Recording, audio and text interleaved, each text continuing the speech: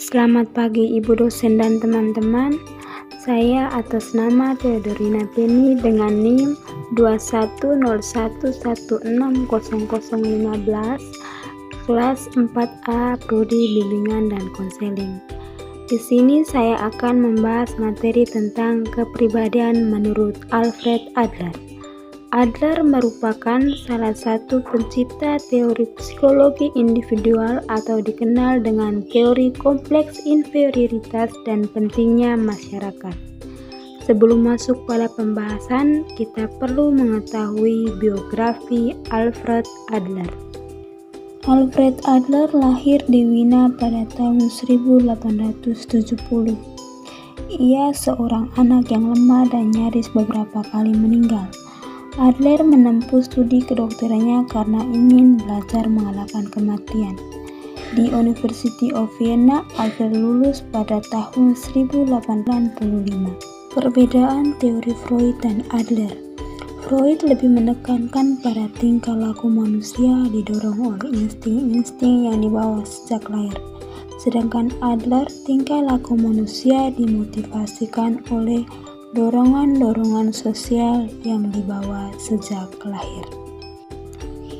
Persamaan teori Freud dan Adler, yang dimana keduanya mengakui bahwa manusia memiliki kodrat inheren yang dibawa sejak lahir yang membentuk kepribadiannya. Adler berselisih dengan Freud pada tahun 1911. Ia membantunya mempertimbangkan teori kepribadiannya sendiri dengan membentuk perkumpulan yang dinamakan Society for Free Psychoanalysis yang berubah menjadi Society for Individual Psychology. Adler menyebut teori psikologi individual karena ia sangat percaya pada motivasi unik yang dimiliki oleh tiap-tiap individu dan pentingnya tempat yang dipersepsikan masing-masing individu dalam masyarakat. Di sini saya juga akan membahas perjuangan untuk mencapai superioritas, yang dimana inti dari kepribadian adalah pencarian dan perjuangan menggapai superioritas. Yang pertama, jika individu tenggelam dalam rasa ketidakberdayaan, ia mengembangkan kompleks inferioritas yaitu rasa minder. Yang kedua, perjuangan untuk mengatasi kompleks inferioritas menyebabkan berkembangnya kompleks superioritas sebagai cara untuk mempertahankan harga diri. Adler memperkenalkan 3 persoalan sosial pokok. Yang pertama, tugas yang berhubungan dengan kerja, yang dimana setiap orang memilih dan mengejar karir. Yang kedua, tugas yang berhubungan dengan sosial, yang dimana individu membentuk hubungan pertemanan dan sosial. Yang ketiga, tugas yang berhubungan dengan cinta, yang dimana setiap orang mencari pasangan hidup yang tepat. Peran urutan kelahiran menurut Alfred Adler. Alfred Adler mengurutkan bahwa anak pertama merasa lebih berkuasa, overprotective, dan superioritas.